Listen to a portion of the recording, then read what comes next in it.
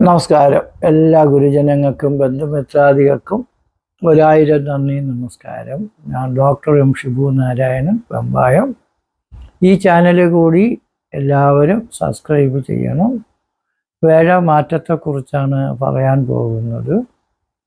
കർക്കിടകക്കൂറുകാർക്ക് പുണരത്തിൻ്റെ അവസാനം പൂയം ആയില്യം ഈ 2.25 നക്ഷത്രമാണ് കർക്കിടക കൂറ്. ചന്ദ്രൻ നിൽക്കുന്ന രാശിയാണ് കൂറെന്ന് പറയുന്നത്. പലരും സംശയം ചോദിക്കും, ലഗ്നമാണ് കൂറ് വേറെയാണ്. അപ്പം നമ്മൾ ജനിച്ച സമയത്ത് ചന്ദ്രൻ നിൽക്കുന്ന രാശിയാണ് കൂറ് എന്ന് പറയുന്നത്, ലഗ്നമല്ല. അപ്പോൾ ആ കർക്കിടകക്കൂറുകാർക്ക് ഈ വേഴമാറ്റം ഈ വരുന്ന കാലഘട്ടം വളരെ നല്ലതാണ്. കാരണം 12-ൽ നിന്ന് വേഴൻ മാറി 1-ൽ വരെയാണ്. 12 വർഷത്തിലൊരിക്കലാണ് വേഴൻ നമ്മൾ ജനിച്ച രാശിയിൽ വരുന്നത്. അപ്പോൾ ജന്മത്തിൽ വേഴം വരുന്നത് ദോഷമല്ലേ എന്ന് പറയുന്നുണ്ട് പലരും. പക്ഷേ നമ്മളെ ജാതകത്തിലുള്ളതുപോലെ വേഴൻ നമ്മളെ ജനിച്ച കൂറിൽ വരുമ്പോൾ കേസരി യോഗത്തിൻ്റെ ഫലം കിട്ടും. ഹന്തി സർവഗർഗാരിഷ്ടം ചന്ദ്രകേന്ദ്രവും ബൃഹസ്പതി യഥാ ഗജസഹസ്രാണി നികത്യതേ കോപി കേസരി എന്നാണ്. എന്തൊക്കെ ഗ്രഹപ്പഴയുണ്ടെങ്കിലും ആ ഗ്രഹപ്പഴകളെല്ലാം മാറ്റി ശുഭത്തെ തരുന്നതും 1000 ആനകൾ വന്നെതിർത്താലും ഒരു സിംഹം ജയിക്കുന്നത് പോലെ എല്ലാ വിനകളും മാറി വിജയിച്ച് നേടാൻ പറ്റുന്നതുമായ അവസ്ഥയാണ് കർക്കിടകക്കൂറുകാർക്ക് വേഴൻ ഉച്ചത്തിൽ വരുമ്പോൾ. അപ്പോൾ ലഗ്നത്തിൽ വരുന്നത് കേന്ദ്രാധിപത്യ ദോഷം എന്ന് പറയുന്ന ദോഷങ്ങളും, അതേപോലെ ലഗ്നത്തിൽ വേഴൻ നിൽക്കുമ്പോഴത്തേക്ക് അത് ജന്മവേഴൻ കുഴപ്പമെന്നൊക്കെ പറയും. പക്ഷെ എങ്കിലും വേഴൻ എന്ന് പറയുന്ന ഗ്രഹം 1 വരുമ്പോൾ നേട്ടങ്ങളെ കിട്ടൂ, കോട്ടങ്ങൾ വരില്ല. അത് നിങ്ങളുടെ അനുഭവം കൊണ്ട് മനസ്സിലാക്കാം. അപ്പോൾ വേഴൻ 1 വരുമ്പോൾ സുഖസ്ഥിതി ജയ, ആരോഗ്യാർത്ഥ സമ്പത്ത് സുഖസ്ഥിതി കിട്ടും. ജയ, എല്ലാ കാര്യത്തിനും ജയം കിട്ടുമെന്നാണ്. നിങ്ങൾ ഏത് കാര്യത്തിനും ആദ്യം ജയിക്കാൻ പറ്റും. ഒന്ന് മനസ്സ് വെച്ചാൽ മതി. അപ്പോൾ ജയം കിട്ടും, എല്ലാ കാര്യത്തിനും ജയം കിട്ടും. ആരോഗ്യ അർത്ഥ സമ്പത്ത്, രോഗപീഠകളൊക്കെ മാറി നല്ല ആരോഗ്യവും കിട്ടും. അർത്ഥസമ്പത്ത്, സാമ്പത്തിക നേട്ടങ്ങളും കിട്ടും. കീർത്തി കിട്ടും. കീർത്തി എന്ന് വെച്ചാൽ നിങ്ങളെക്കുറിച്ച് മോശമായിട്ട് സംസാരിക്കുന്നവർ പ്രശംസിക്കുകയും അനുമോദിക്കുകയും അംഗീകരിക്കുകയും ആദരിക്കുകയൊക്കെ ചെയ്യും. വിശേഷ ലബ്ധി എന്ന് വെച്ചാൽ കാശ് കൊണ്ടും സ്വാധീനം കൊണ്ടും ഒരു കാലത്തും ഒരിക്കലും നമുക്ക് നേടാൻ പറ്റാത്തത് ഈശ്വരൻ്റെ സഹായം കൊണ്ടും നമ്മുടെ പ്രയത്നം കൊണ്ടും മറ്റുള്ളവരുടെ സ്നേഹം കൊണ്ടും നമുക്ക് വീട്, വസ്തു, കെട്ടിടം, അധികാരം, അഭിവൃദ്ധി, ജോലി, എല്ലാ ഗുണനന്മകളും ഉണ്ടാകും. വിദ്യയും ഉദ്യോഗമൊക്കെ കിട്ടും, അധികാരങ്ങളൊക്കെ കിട്ടും. നമുക്ക് രാഷ്ട്രീയം, സംഘം, സമുദായം, പൊതുപ്രവർത്തന രംഗങ്ങളിലൊക്കെ നിൽക്കുന്നവർക്ക് ഒരു ഗതിയില്ലാതെ അധോഗതിയായിട്ട് നിൽക്കുന്നവർക്കും പുരോഗതിയും ഭാഗ്യവും കിട്ടുന്ന സമയമാണ്. അങ്ങനെ നമ്മളെ ജീവിതത്തിൽ ഒരു അപ്രതീക്ഷിതപരമായ നേട്ടങ്ങളൊക്കെ കിട്ടുന്ന സമയം. അതുകൊണ്ട് രക്ഷപ്പെടുക തന്നെ ചെയ്യുന്ന ശരിയില്ല. അത് വേഴ ഉച്ചത്തിലാണ് നിൽക്കുന്നത്. ശൃംഗസ്ഥിതേ തനുപദോ സദനസവീര ജേതാന്തുഷാങ്കലുഭവേൽ പ്രഥമാന തേജോ എന്നാണ്. സദനം നിറയെ പൈസ കിട്ടും, സവീര ഉത്സാഹം, വീരത്വം കിട്ടും. ജേതാവെന്ന് വെച്ചാൽ ഏത് മത്സരത്തിനും പരീക്ഷയ്ക്ക് പാല് വിജയിക്കും. അഭിമാനം, തേജസ്, ഐശ്വര്യം ഇതൊക്കെ കിട്ടും. വേഴൻ ധനകാരകനും ഭാഗ്യകാരകനും ഐശ്വര്യകാരകനും സന്താനകാരകനുമാണ്. അപ്പം സന്താനങ്ങൾക്കും വിദ്യയും ഉദ്യോഗവും അധികാരവും അഭിവൃദ്ധിയും ഒക്കെ കിട്ടും. സന്താനം ഇല്ലാത്തവർക്കും സന്താന ഭാഗ്യവും ഐശ്വര്യവും അഭിവൃദ്ധിയും പുരോഗതികളൊക്കെ കിട്ടും. നല്ല ഭക്തന്മാരാണ് കർക്കിടക രാശിക്കൂറുകാർ. നമുക്ക് എല്ലാ അമ്പലങ്ങളിൽ പോയി തീർത്ഥാടനം, ജപങ്ങൾ, ഹോമങ്ങൾ, കർമ്മങ്ങളൊക്കെ ചെയ്ത് പുണ്യം നേടാനുള്ള അവസരങ്ങൾ, അമ്പലങ്ങളും ആത്മീക ദൈവികപരമായ ആചാരാനുഷ്ഠാനങ്ങളും ചെയ്ത് ഈശ്വരൻ്റെ ഫലസിദ്ധി നമുക്ക് കിട്ടും. ഗുരുക്കന്മാരുടെ പ്രീതി കിട്ടും. അങ്ങനെ നമുക്ക് എല്ലാ ദേവന്മാരുടെയും പ്രീതി കിട്ടും. ഗുരുദേവത വിപ്രാണാം പ്രസാദജ ശുഭാഗമം ദിഗൂലഹേമദന്തശോ സുതാപ്തം ഗുരുദോർ. അതപ്പോൾ ഗുരുക്കന്മാർ, ദേവന്മാരുടെയൊക്കെ പ്രീതി കിട്ടും. ഗുരു എന്ന് വെച്ചാൽ മാതാപിതാ, ഗുരു, ദൈവങ്ങളൊക്കെ പ്രസാദം. ശുഭാഗം, എല്ലാ ശുഭങ്ങളും വന്നു ചേരും. ഹേമം, സ്വർണം കിട്ടുമെന്നാണ്. സ്വർണം വാങ്ങിക്കാൻ നിവൃത്തിയില്ലാത്തവർക്ക് സ്വർണ്ണമൊക്കെ കിട്ടും. നിങ്ങളുടെ സ്വർണ്ണമൊക്കെ ജപ്തി ചെയ്ത് പോകുന്ന അവസ്ഥയെ ബാങ്കുകാർ ഇരിക്കണമെങ്കിൽ എടുക്കാൻ പറ്റാത്ത സ്വർണ്ണങ്ങൾ എടുക്കാനൊക്കെ പറ്റും. സുതാപ്തിം ഗുരുതോർ ഗുരു, സുത മക്കളൊക്കെ ഉണ്ട്. അങ്ങനെ നല്ല സമൃദ്ധിയോടുകൂടി, ഐശ്വര്യത്തോടുകൂടി, സന്തോഷത്തോടുകൂടി ജീവിതം ആസ്വദിച്ച് ജീവിക്കാൻ പറ്റും. കാരണം നിങ്ങൾക്ക് 12-ാം വേഴം ഒരു കോടീശ്വരം പിച്ചക്കാരെ പോലെ തെണ്ടുന്ന സമയമാണ് ഇപ്പം.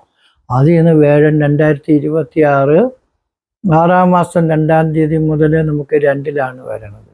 അപ്പം അതുകൊണ്ട് നമുക്ക് 1-ലാണ് വരണത്. അപ്പോൾ 1 നിൽക്കുന്ന സമയം കൊള്ളാം. അത് കഴിയുമ്പോൾ 2026 10-ാം മാസം 2-ൽ വരും. 2027 ജനുവരിയിൽ വീണ്ടും 1-ൽ വരും. അങ്ങനെ 2027 6-ാം മാസം 26-ാം തീയതി വരെ വേഴൻ 2-ൽ തന്നെ തുടരും. അപ്പോൾ വേഴൻ 1-ൽ തന്നെ തുടരും. അപ്പം അതുകൊണ്ട് നമുക്ക് വേഴൻ 1-ലും 2-ലും സഞ്ചരിക്കുന്ന ഈ കാലഘട്ടം നിങ്ങൾ സീറായിട്ടിരിക്കുന്ന ആളും ഹീറാവും. അപ്പോൾ ഈ വേഴൻ എന്ന് പറയുന്ന ഗ്രഹം നമുക്ക് 2-ൽ വരുന്ന കാലഘട്ടം 2026 10-ാം മാസം മുതൽ 2027 ജനുവരി വരെയാണ് 2-ൽ വരുന്നത്. അപ്പോൾ ആ 2-ൽ വേഴം വരുന്ന സമയവും വിദ്യാസ്ഥാനത്തും കുടുംബസ്ഥാനത്തും ധനസ്ഥാനത്തുമാണ് വേഴം വരുന്നത്. അപ്പോൾ വിദ്യയ്ക്ക് അഭിവൃദ്ധി കിട്ടും. പഠിക്കാനും പഠിപ്പിക്കാനൊക്കെ പോണവർക്കും വിദ്യാഭ്യാസ സ്ഥാപനങ്ങളുമായി ബന്ധപ്പെട്ട് പ്രവർത്തിക്കുന്നവർക്കും സർക്കാരിൻ്റെ അംഗീകാരങ്ങൾ, സഹായങ്ങൾ, ലൈസൻസുകൾ, ജോലികൾ, അഭിവൃദ്ധികളൊക്കെ കിട്ടും. വിദ്യ പഠിക്കാൻ പോണവർക്കും പഠിപ്പിക്കാൻ പോണവർക്കും നല്ലത് വരും. കുടുംബം എന്ന് വെച്ചാൽ അച്ഛൻ, അമ്മ, ഭാര്യ, ഭർത്താവ്, മക്കൾ, മരുമക്കൾ, ചെറുമക്കൾ, അപ്പൂപ്പനും അമ്മൂമ്മയും എല്ലാവരുമായിട്ട് ഒന്നിച്ച് സ്നേഹിച്ച് ജീവിക്കാനുള്ള കുടുംബ ബന്ധങ്ങൾ ശരിയായിട്ട് വർഷങ്ങളോളം കണ്ടിട്ട് അറിയാൻ പറ്റാതെ കിടക്കുന്ന സകല ബന്ധുക്കളും നമ്മളോട് സ്നേഹിച്ച് വരും. കുടുംബ ധനമെന്ന് പറയുന്നത് ഇഷ്ടംപോലെ പൈസയൊക്കെ കിട്ടുന്നത് ബാങ്കിൽ നിന്നും ജോലിയിൽ നിന്നും പ്രവൃത്തിയിൽ നിന്നും ഇതൊക്കെ കിട്ടാതെ കിടക്കുന്ന പൈസകൾ, കുടുംബ സ്വത്തുക്കൾ, വസ്തുക്കൾ, ഇതൊക്കെ നമുക്ക് കിട്ടി ജീവിതത്തിൽ നമ്മൾ രക്ഷപ്പെട്ടു എന്ന് കരുതാവുന്ന തരത്തിൽ നല്ല സമ്പൽ സമൃദ്ധിയോടുകൂടി ജീവിക്കാൻ യോഗമുള്ള സമയമാണ് വേഴൻ എന്ന് പറഞ്ഞ ഗ്രഹം ഈ 1-ലും 2-ലും സഞ്ചരിക്കുന്ന സമയം. അത് വേഴൻ ഉച്ചത്തിലാണ് വരുന്നത്. ഉച്ചം എന്ന് പറയുന്നത് ഒരു ഗ്രഹത്തിന് ഫുൾ പവറാണ്. അപ്പോൾ ശൃംഗസ്ഥിതേ തനുപദോ സദനസ്സബീരാം ജയതാന്തിഷാം കലുഭവേ പ്രഥമാന തേജോ സദനം നിറയെ പൈസ കിട്ടും. നിറയെ പൈസ എന്ന് പറയുമ്പോൾ നിങ്ങൾ ഏത് പ്രവൃത്തിക്ക് പോയാലും നല്ല പ്രമോഷൻ, സാലറിയും മെച്ചമൊക്കെ കിട്ടും. സദനം സകുടും അപ്പോൾ സദനം സവീര നമുക്ക് ഉത്സാഹവും ആരോഗ്യവും ഒക്കെ കിട്ടും. അങ്ങനെ നമുക്ക് അഭിമാനവും തേജസ്സും ഐശ്വര്യവും പുരോഗതിയും ഒക്കെ നമുക്ക് കിട്ടുന്ന ഒരു ഘട്ടമാണ്.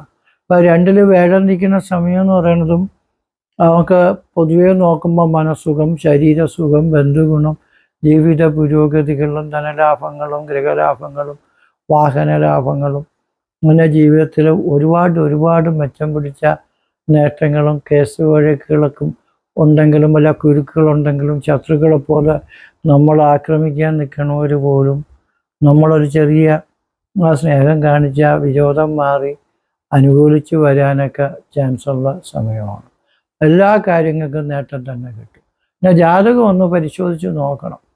ജാതകം പരിശോധിച്ച് നോക്കേണ്ടതെന്ന് വെച്ചാൽ ഇത്രയും നല്ല അനുകൂലമായ സമയത്ത് നമുക്ക് ഏതെങ്കിലും ദശാകാല ദോഷങ്ങളോ ജാതക ദോഷങ്ങളോ ഒക്കെ ഉണ്ടെങ്കിൽ ചിലപ്പോൾ ഈ വേഴം മാറിയാലും ശനി മാറിയാലും ചിലപ്പോൾ പ്രതീക്ഷിക്കുന്ന ഗുണങ്ങൾ കിട്ടാതെ വിഷമിക്കുന്നവരുണ്ട്. അപ്പോൾ ജാതകം നോക്കുമ്പോൾ നമുക്ക് ജാതകത്തിൽ ദശാകാലോ ദശാസന്ധി അപകടങ്ങൾ കടങ്ങൾ വിഷമതകൾ വല്ലതാ ഉള്ള ഘട്ടമാണെങ്കിൽ ചിലപ്പോൾ ഈ വേഴമാറ്റം കൊണ്ട് നമുക്ക് കുറച്ച് ഗുണങ്ങളെ കിട്ടും. അതേസമയം ജാതകത്തിലും കൂടി നല്ല സമയമാണെങ്കിൽ പൂർണ്ണമായ ഭാഗ്യങ്ങളും യോഗങ്ങളും കിട്ടും. ജാതകം പരിശോധിച്ച് നോക്കണം. അതിന് ജനനത്തീയതി, ജനിച്ച സമയം, ജനിച്ച ജില്ല, പേര്, നക്ഷത്രം ഇതൊക്കെ വാട്സപ്പിൽ സെൻഡ് ചെയ്തിരുന്ന ഫീസും അടയ്ക്കേണ്ടതുണ്ട്. പിന്നെ കാലഭൈരവ സ്വാമി ക്ഷേത്രത്തിലും എല്ലാ അമാവാസി തോറും രാവിലെ ഗണപതി പൂജ, 10 മണിക്ക് മൃത്യുഞ്ജയ ഹോമം, അതേപോലെ പിതൃക്കൾക്ക് ബലി, 4 മണിക്ക് യമരാജ ഹോമം, 5 മണിക്ക് ഭദ്രകാളി പൂജ, 6 മണി തൊട്ട് 7 മണി വരെ പാല്, തൈര്, എണ്ണ, വെണ്ണ, കളഭം, കുങ്കുമം, തേന്, കരിക്ക് ഇങ്ങനെയുള്ള വിശേഷമായിട്ടുള്ള ദൈവങ്ങളെ കൊണ്ടുള്ള അഭിഷേകം പുഷ്പാഭിഷേകം, ഭസ്മാഭിഷേകം, ദീപാരതി മുതലായ വലിയ ക്ഷേത്ര ചടങ്ങുകളൊക്കെ നടത്തും. ഈ പൂജയിലൊക്കെ പങ്കെടുത്താൽ നമ്മളെ ഗ്രഹപ്പിഴകൾ മാറും. ദോഷമുള്ളപ്പോഴും അമ്പലത്തിൽ പോയാൽ ദോഷം മാറും. ദോഷമില്ലാത്തപ്പോഴും നമ്മൾ അമ്പലത്തിൽ പോയാൽ ഇരട്ടി ഗുണങ്ങൾ നമുക്ക് കിട്ടും. സാധാരണ ദോഷം ഉണ്ടെങ്കിൽ മാത്രമേ എല്ലാവരും പ്രാർത്ഥനയും ജപവും തപവും ഒക്കെ നടത്തും. നല്ല സമയത്ത് നമുക്ക് ബുദ്ധിമുട്ടുകളില്ല, അഭിവൃദ്ധി ഉള്ളത് കൊണ്ട് ദൈവത്തെ പോലും വെറുത്തു പോകും, അല്ലെങ്കിൽ മറന്നു പോകും. അപ്പോൾ അതുകൊണ്ട് നമുക്ക് ദോഷം ഉണ്ടെങ്കിലും ഇല്ലെങ്കിലും ഏത് മതത്തിൽ വിശ്വസിക്കുന്നവരാണെങ്കിലും അവരുടെ പ്രാർത്ഥന കൊണ്ട് സർവ്വവിധ ഐശ്വര്യങ്ങളും കിട്ടാനും ദോഷങ്ങൾ മാറാനും പറ്റും. അപ്പം എല്ലാവർക്കും നല്ലത് വരുന്നതിന് വേണ്ടി കാലഭൈരവസ്വാമിയോടും ശ്രീ പത്മനാഭസ്വാമിയോടും സർവ്വദൈവങ്ങളോടും പ്രാർത്ഥിച്ചുകൊണ്ട് നിർത്തുന്നു. നന്ദി, നമസ്കാരം.